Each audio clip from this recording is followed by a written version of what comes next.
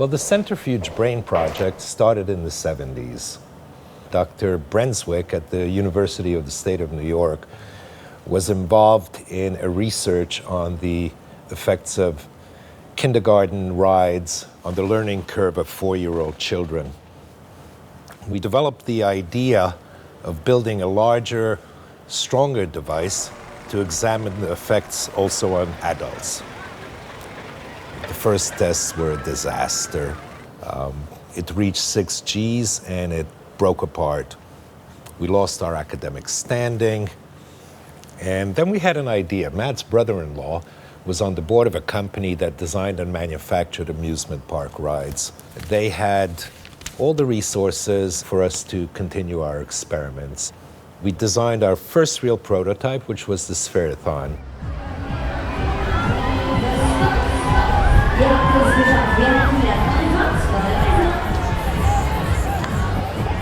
When the rotation starts, the seats are lifted slowly by the centrifugal force, causing the people to float upside down.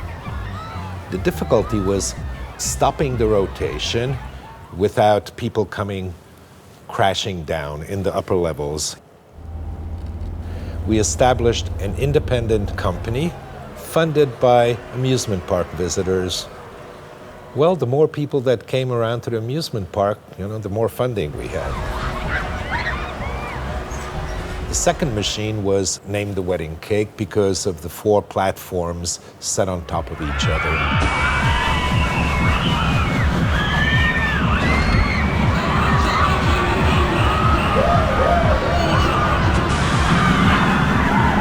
These machines provide total freedom, cutting all connection from the world you live in, communication, responsibility, weight. Everything is on hold while you're being centrifuged.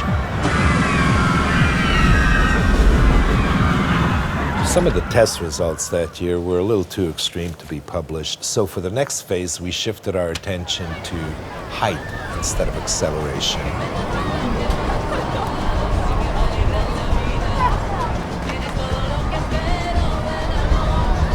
Well, actually, the first day wasn't really planned out very well.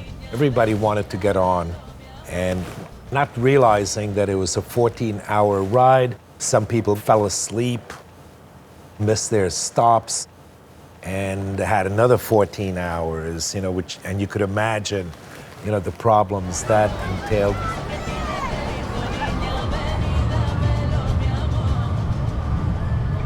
Well, after the experience of the high altitude conveyance, we found that people needed something to do in there. And we introduced an interactive option. Each cabin was equipped with a button. This way they felt they had a little bit control over the ride itself.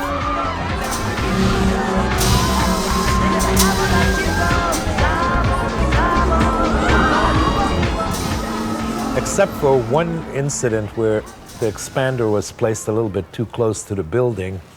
There were no real problems with it, and there was a level of undefined brain activity around 30% higher than the kids who stayed on the ground.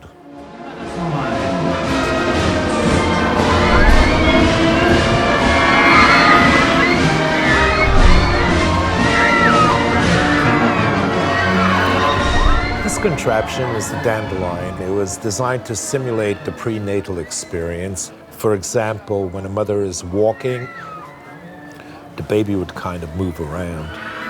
So we tried to compensate for the weight and size differential between an adult and a baby.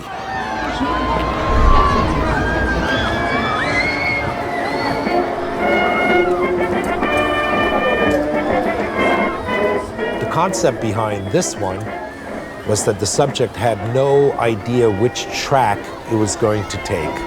Unpredictability was an important aspect of our work.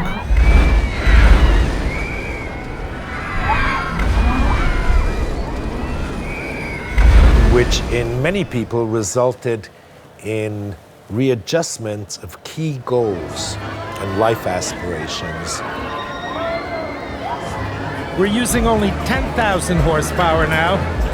But I'm convinced once we reach 20,000, we're going to be free of all boundaries permanently, and it will be very stable.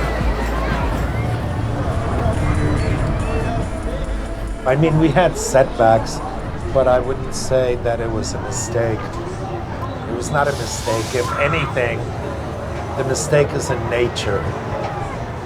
Gravity is a mistake. We fight the forces that hold us down, and whole life is an effort to escape from reality.